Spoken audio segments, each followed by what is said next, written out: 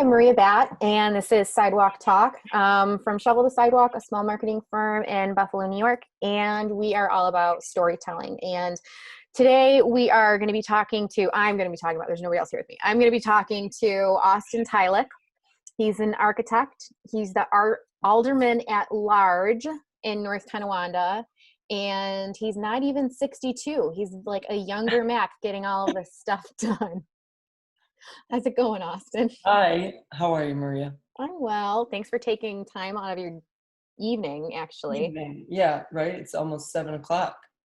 So, I don't think a lot of people know, what is an alderman at large? What does Right. that mean? So in North Tonawanda, we call them aldermans or alderwomans. It was an old term, from my understanding, from I think England at some point, but basically a city councilman. So it's the legislative branch of government on a local level, at least too. So, our senators, they would be like the legislative part, but locally, everyone has councilmen in each municipality. So it varies, but mostly there's about 5, right? There's an odd number of council people, and we legislate from everything like our budget, or we enact new laws like a smoking law, or if we do parking bans or anything that I guess we would have to change for the city, change for our citizens. That's sort of what your councilmen do. Anything with money, that's a big role of ours too. And government, like any level, it's checks and balances. So you have your mayors or governors or presidents, right? Just like you have councilmen or senators or assemblymen, Congress, and so on, right? So it's all about checks and balances. So I'm the citywide candidate. There are 2 of us.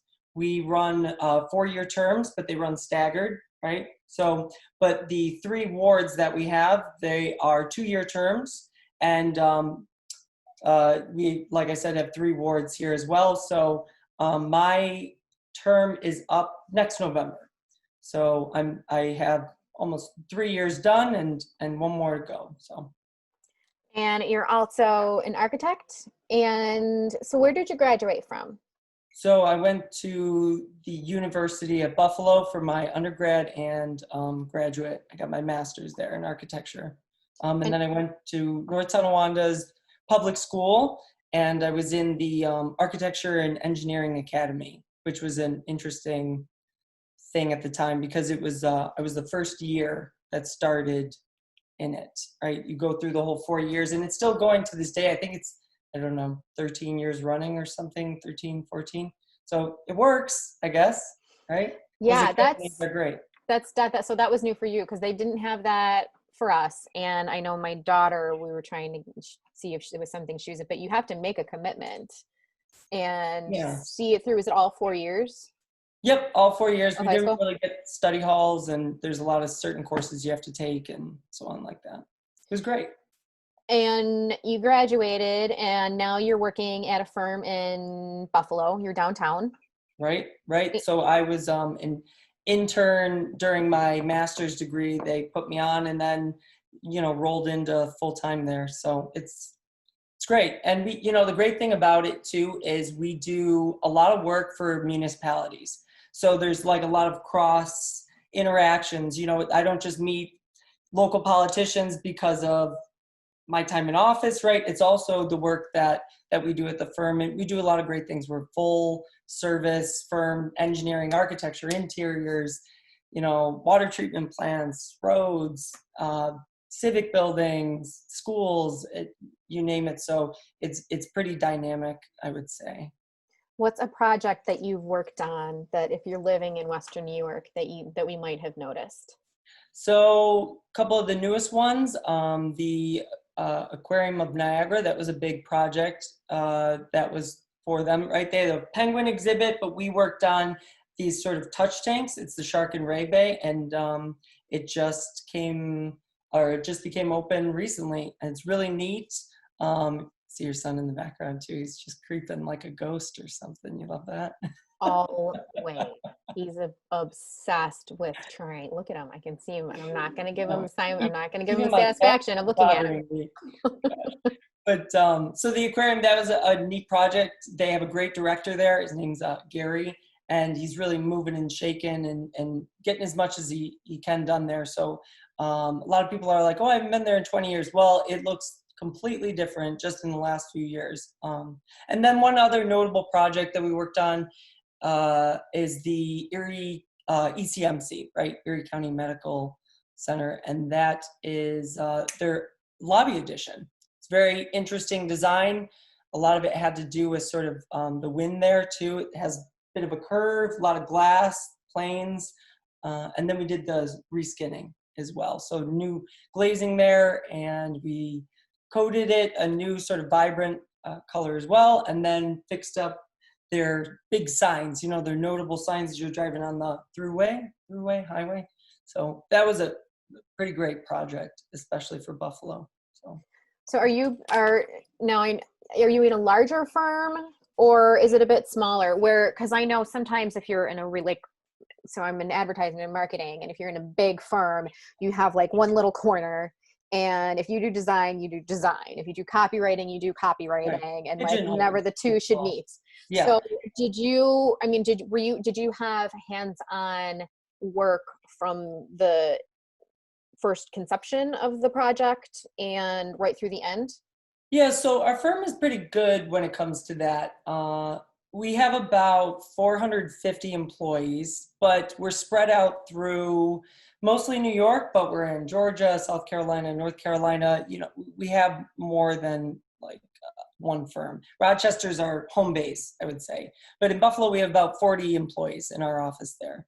And when I started, we had about 12. So it's quite an expansion. I've been there about 5 years. It's 5 full years about. And they try and get everyone hands-on right at the get-go, assign people to projects, start to finish. And I would say, yes, usually if it's a huge firm, right, maybe someone like Canon, everyone knows Canon Design, they're sometimes known for, you do details or you work on bathrooms, right? Sometimes we call them CAD monkeys, right? They're just a way, only working on CAD, same thing and so on. But luckily, myself and others, that's not the case at CPL. So it's nice. And you get to meet clients too. You go to meetings, even in your first year there. So we build models, renderings. I have done hundreds of renderings for the company. So it's a little fun thing right at the get-go that you get to show clients, they get all excited about. So that design aspect was really good too, because I ended up using a lot of those traits that I have for my campaign. I'll continue to use them, and it's a great way to give people visualization of what you want to do. I designed all my marketing stuff for my campaign as well. I think I told you that at one point. So there's stuff like that makes it cheaper, I guess, to run a campaign, a little bit easier. It makes me a little bit more neurotic too. I'm very particular, but everything was cohesive and so on, right? You in the marketing sector, you can appreciate it. Yeah, and I think if you have an eye for design, everything in your life has to kind of make sense. Right. I know I justify things to a certain side, no matter what it is that I'm doing. I know that I have a certain number of elements in all of my designs. I tend to do threes, everything in threes, with everything, whether it's at home or I'm cooking or it's at work, it kind of bleeds into everywhere. So you said there's a lot of crossover in your, we'll say, civic life and your life in the private sector. So I don't want to focus too much on your age. However, you are young to have a career that you're firmly in and to have a home in the town that you grew up in, which I think so many people either they want to get out or they think they want to get out immediately and just run from that city like it's on fire and go anywhere else. And then you're also a part of that city's government. So, and I feel like you're starting that so early. What was it? When did you know that you wanted to take a larger role in your community? So when I was in my master's program, my dad actually wanted to run for mayor because he was a county legislator for 18 years, but he stopped when I was like in fourth grade or fifth grade or something. So, he started he got back into the swing of it. The Democratic Party asked him to run.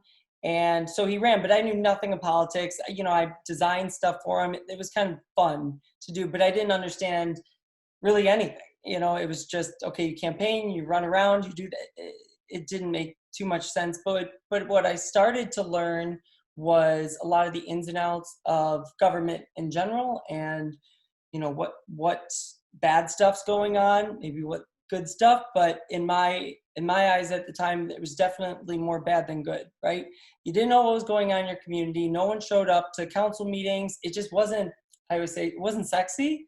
And I felt that my generation was missing out on something because we have people that are, and it's no offense to age, right? People have criticized me for age, but God forbid I ever say anyone's older, right?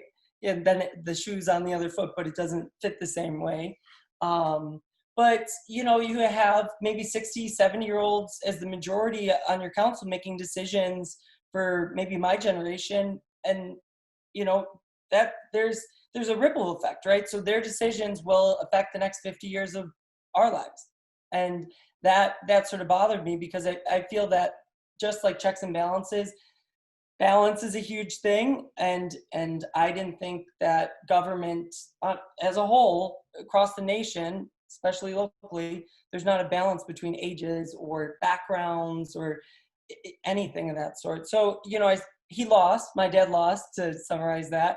And, it just sort of sparked something in me. I was going to council meetings then. I was like the only one in the room a lot of the times. And it was just like so weird because they were just speaking to themselves basically and like, good job and this and that. So it was funky. And I know that they like suspected something because there was a point when I was like, maybe I'll run. And everyone was like, in my group was just like, you're so young, what are you going to do?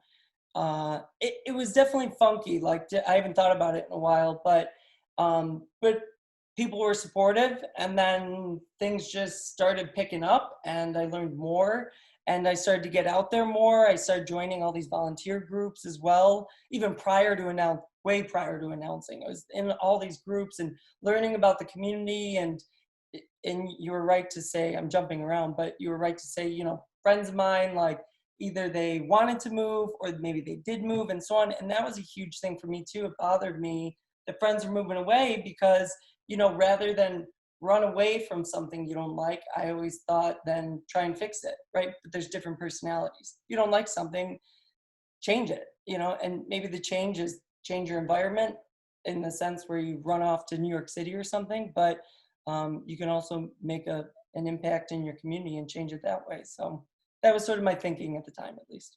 Sorry to ramble. No, well, that's kind of like the point, right? Where I'm trying to get information out of you. I'm trying to get you to tell your story. So Okay. good job rambling. So I think we've seen a lot of things get started. I mean, it's been a crazy couple of years. And again, I'm trying not to get very political. However, I mean, there have been more, at least from the times that, I have been aware and paying attention. So the last, I don't know, 25 years or so. Yeah.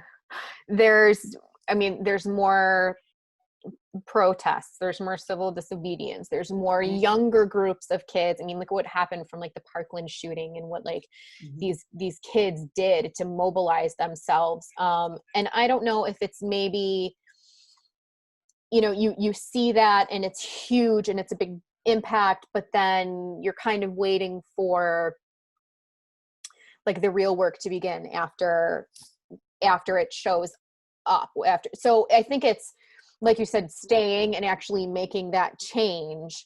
And what would what would you say to those groups of people that they're trying to do something, they're trying, and I think everybody has, it's kind of like sitting on like the board of a nonprofit organization. Everybody has these awesome ideas, and we Right. should do this, and you need to ask this person for money, we need to have this fundraiser, and you're like, okay, great, who's going to be on the action committee for it? And it's like, Right. And well, then I everyone, thought you yeah, were going to do no one it. raises their hand. Yeah.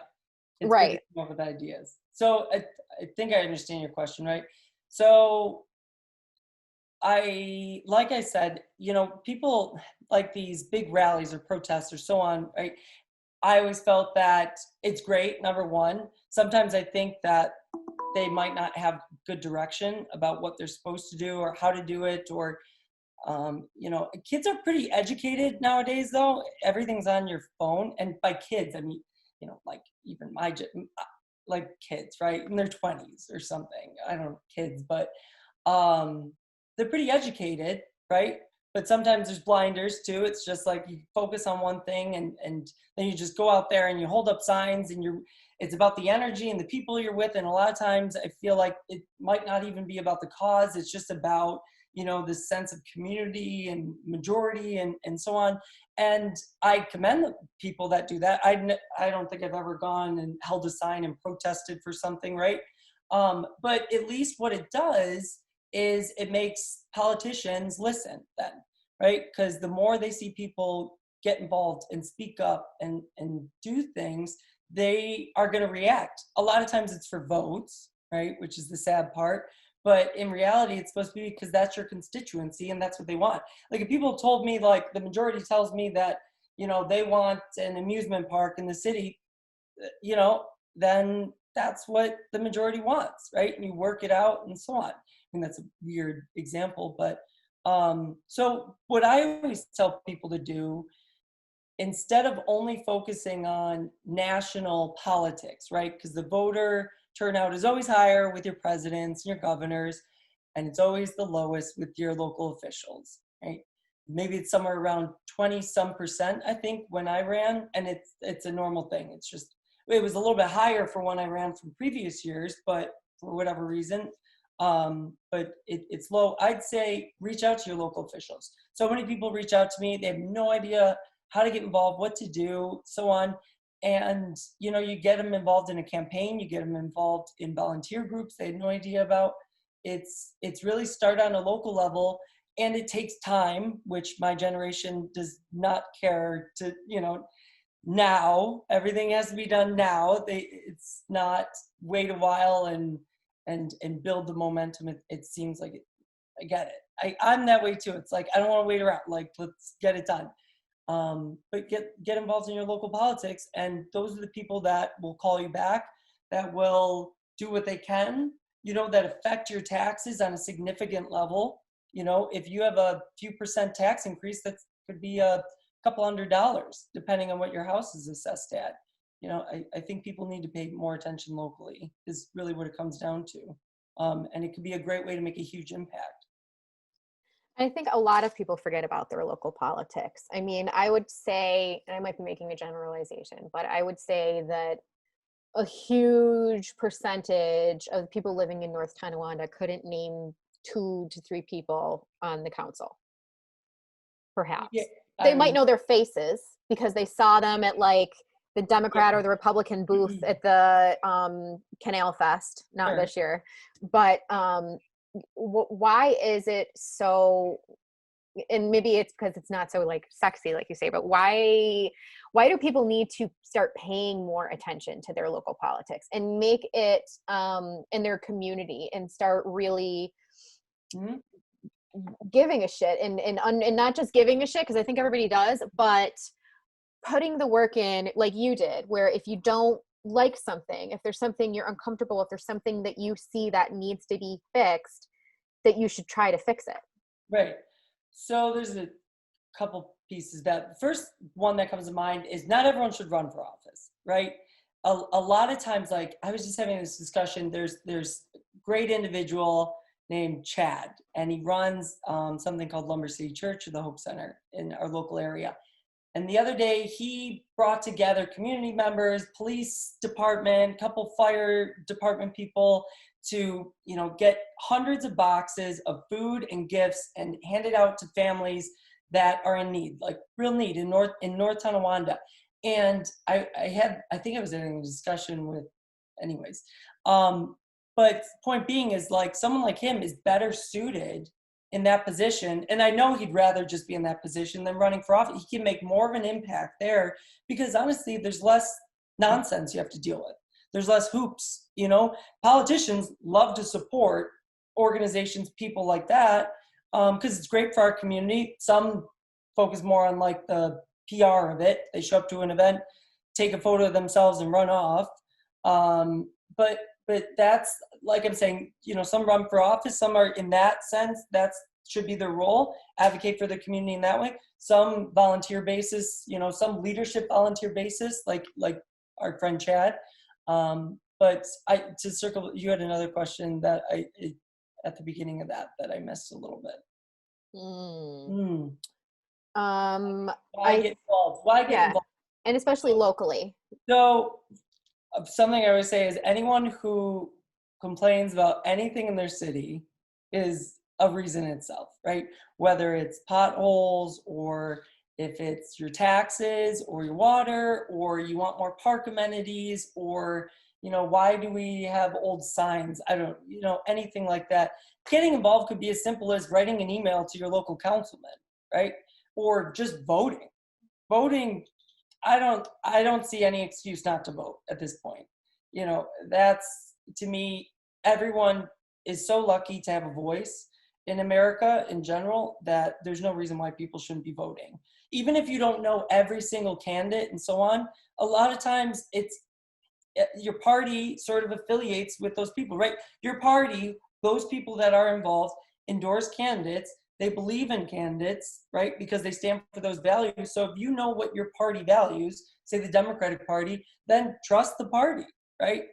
To some extent, or at least know a member in that party on the committee, your local committee, who can advocate for those candidates, right? And you can go down the line, I guess, which I don't always advocate for, but if you don't know, that's your best route, but you should vote.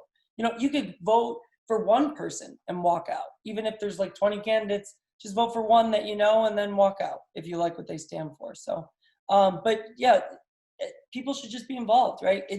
Everyone talks about decades ago, everyone was so community oriented, sitting on their porch, like you go to your neighbor for a cup of milk and so on like that. I mean, times change, but that idea of community involvement, community engagement shouldn't, right? We might not need milk from our next door neighbor because we have Instacart, but you should still just be focusing on what's going on in your community and find a way to get involved.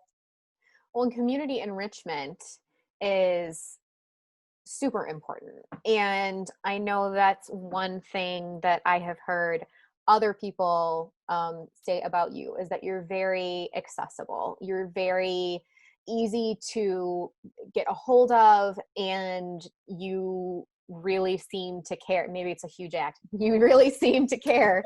I'm just kidding. About building this community up. And I think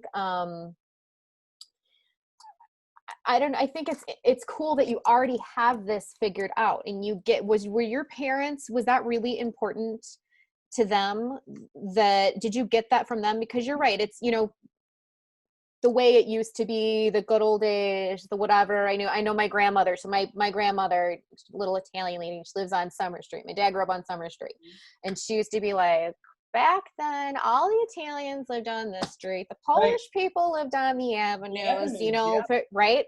And, but we all helped each other. We all talked to each other, and that's the way it used to be. But I think people want it to be that way now. And I think enriching the community, and kind of like what you're saying, like there's the quote, like if you think that one person can't make an impact, try going to sleep with a mosquito in your room.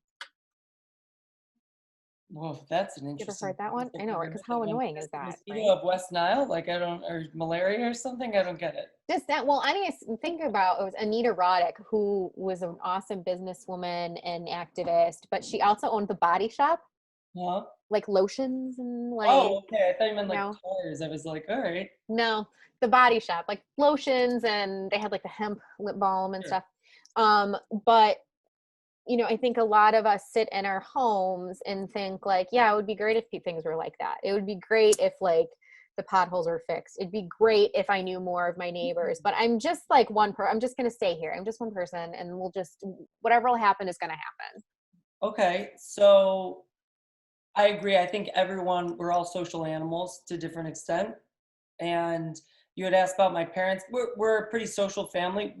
Our roots are pretty deep. I think I'm like fifth generation under something which is kind of crazy. Like my great grandpa started the Parks and Rec department. Pop Ramsey was his name, and at that time it was as simple as just buying a bunch of mitts and handing them out to kids and bats and balls and whatever and running for it. And that was a huge piece. Now that it's clicking in my head, that was a huge piece of this sort of Polish Italian divide at the time, right? You had the German sector over on like the northern end of NT avenues, like you said, were Polish, and then Italians were maybe more towards downtown. And like I remember my grandma, and she's still alive, Grandma Jean, and she said, well, we didn't really hang out with the Italians and so on. And what the Parks and Rec department did is actually brought a lot of people together. It wasn't about race, race, right? But different backgrounds. It was just about sports and, engaging each other and so on. That was a huge thing. And that's part of that word community enrichment, I think, at least, is, focusing on that piece of the community to bring people together in social events, whether it's like the ice rink at Christiana Street now that we have, and now there's going to be two, right, for skating, for ice hockey, and then casual skating, but, or all the parks that we have, whether it's the disc golf, or we have baseball fields and so on, that's the kind of stuff that we really should be focusing on, is getting people out of their houses, getting them together, which this is such a tough time to do, but it'll be over soon, and we'll have to hit the ground running again. And luckily our Parks and Rec department's doing everything they can to keep people engaged. But, I think people just need routes to do that. And you need progressive government leaders that are focused on things like that, understanding, investing in programs like our Parks and Rec department, our public amenities, in order to build up your community, whether it reduces drug usage because there's more eyes on the street, there's people out there caring about their community, it increases property value. If we renovate a park, you better believe that houses around it are going to go up, and that means we're going to get a few more dollars in our pocket because they're assessed at a higher amount, right? That's long-term thinking, but I know there's a lot in this conversation here, but there's a lot too. Community enrichment isn't just one thing. It has such a large impact depending on what direction you go with it, and how progressive, that word, you want to be. I did quotes. You don't like quotes, right? No, it's not that I don't like them. I just realized that one day I did them like constantly. You were beating yourself up over it. I think because I don't do them often, and then it's like, oh my God, I did it. It was like my hands had a life of their own. I didn't even know what was going on. So hopefully I answered that question. Sometimes I just talk and talk. No, it's the same thing. I think I started asking the question and ended up like in a completely different question by the time I was done. Yeah. Something else I'm curious about is, for such a long time, at least while I was growing, probably while anybody was growing up, your local leaders tended to be older, paler, more of like a man, More of a man as opposed to anything else. But I mean, I can, if I sat, and I used to go, like, there were a couple, because my dad was a firefighter, so there were a couple of council meetings that I would go to because, they wanted to close a fire station, and we all like picketed before, and then we all went in, and every time I went, the panel always looked exactly the same. There would be maybe a token woman, and then, but that was as crazy as it got.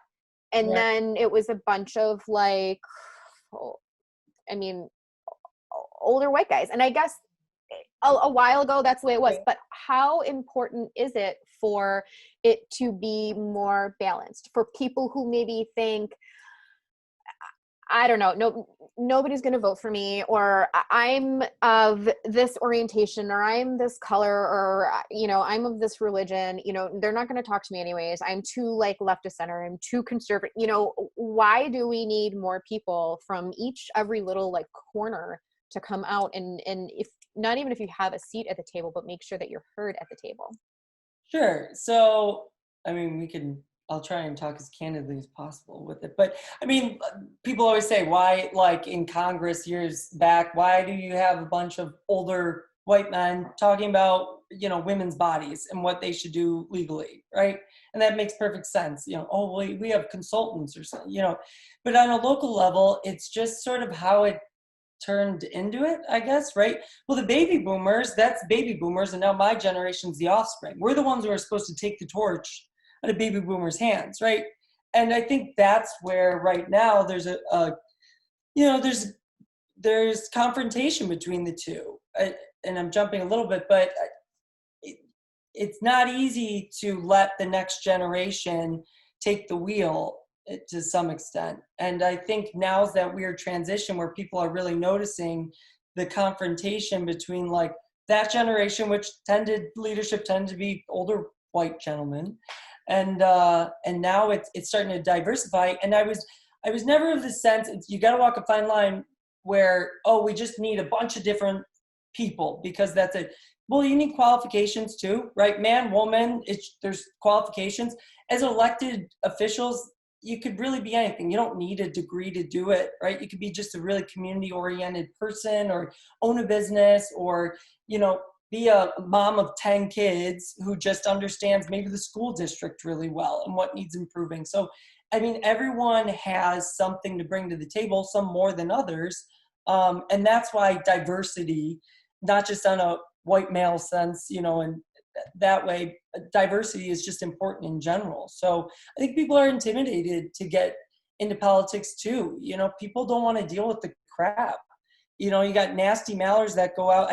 My opponent put 2 stupid mailers out against me, one before the primary, right, to manipulate voters to thinking, I think he put like, oh, he's a recent college grad. Like, oh, how terrible that I decided. Oh my God, that's awful. Yeah, apply myself and until 4 a.m, sleepless nights, like through architecture. Oh, terrible. And it's a funny thing is I grew up with my opponent's son. We were best friends. So it was just weird because it was like, my dad was like, well, it'd almost be like saying his son could never do this, right? That was, you know what I mean? Because his son was going through school too at the same time. We were the exact same age in high school and so on. He's like, what, he wouldn't think his son could do this job? So it was just that kind of, but back to the point, people just, maybe they don't want to get involved. They don't know how to get involved. There's nasty things that happen in politics. It tends to be dirty, right? There needs to be a more positive light on it, more approachability to it. That's what I'm trying to bring to it at least. Like you said, I'm always available. People can text me or call me, Facebook message, Instagram. People show up at my house, Snapchat, it's just email, obviously. And some of the, some other council members don't always agree with how people want to communicate with us, but have at it. Like, it's either way, it's all on your phone, and a message is a message, and however it works for other people, we got to make it work. Like our meetings, they weren't live, they weren't videoed, nothing like that. And I was like, why are we so behind in the times where we do have something you have to, that's okay. If you have to, I'm muted. You're okay. Go ahead. But, something that was really important to me. Why can people not access our council meetings live while they're sitting at home? Whether it's because you maybe have trouble getting around, maybe you're older, right? Maybe you're feeding a family and you're trying to cook dinner while paying attention to a council meeting. So it's up to us. Tough with politicians. Got to find a way to keep our residents involved, and sometimes we got to spoon feed information, but that's just part of the job. I'm gonna have one more question for you, and that is, why, if somebody does want to get involved in their community, not necessarily politics, but they either see something that needs to be fixed, or they want to be a part of a movement. They want to be a part of something. What's the first step? How can people be more involved in their community? So depending on what they want to do, I again go back to, right away, you can always go to your council person. You should be able to, and just say, hey, I really want to beautify this park, right? And go to your council. We love it. We love when people come up with ideas. A lot of times politicians aren't that creative. So when people give them ideas, they run with it. Sometimes they take more credit than they should, but they run with it, or they, a good leader gives people the tools to do what they want to do, I feel. And so guiding people along, that's part of the responsibility that we have as well. We might not always be the one picking up the shovel, but if we can show someone where the shovel is, right, in a metaphorical sense, that's us doing our part. So on another piece of that, you could just join any organization that you know about, meet some people, and start to expand your base, your network of people that you know, or just start doing something. And sometimes it just builds, right? If people just wanted to start planting flowers, and it started to build into a organization, right, that now gets grants to invest in new planters or maybe art installations and so on. So just sometimes say just do anything. Doing anything is sometimes better than just doing nothing, right? The people that get criticized for doing stuff, for making mistakes, are the people that at least did something. You can't really do something wrong if you're not doing anything at all. You don't have to worry about saying the right thing or having all like the perfect plan or anything. Just try. Right. Do anything. Do anything. The moral of this whole The thing is slogan, to right. do anything. Yeah. And younger people too. So don't wait until you have kids and you're in a home and you have a 401k. Right. Start a little bit younger. Sure. Yeah. And I would like to make the point, we do not need a bunch of 20-some-year-olds on every local government, and that's just not going to work. Like, no, it's be erratic. Yeah, you don't want that. It would be out of control. Maybe there'd be drinking involved at council meetings. Who knows? But no, there's none of that. But yeah, exactly. Just getting involved in whatever capacity people feel necessary, I suppose. Well, thank you very much. I appreciate, regardless of what side anybody is on, I appreciate anybody who seems to care about their community and wants to make it a better place than when they leave it, than when they first got there. So however long we have you, I appreciate that you're trying to make it a better place while you're still here. Well, thank you. So thank you. Thank you for the questions as well. You're welcome. Hopefully they weren't too all over the place. I tend to think of things on my feet.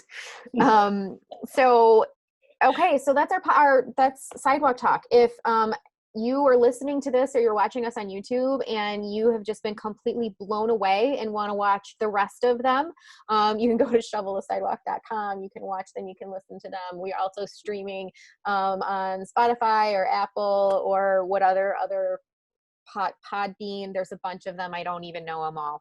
But look for us. And if you have a story or you know somebody whose story needs to be told, we have a form on our website that you can fill out. And thank you so much for joining us.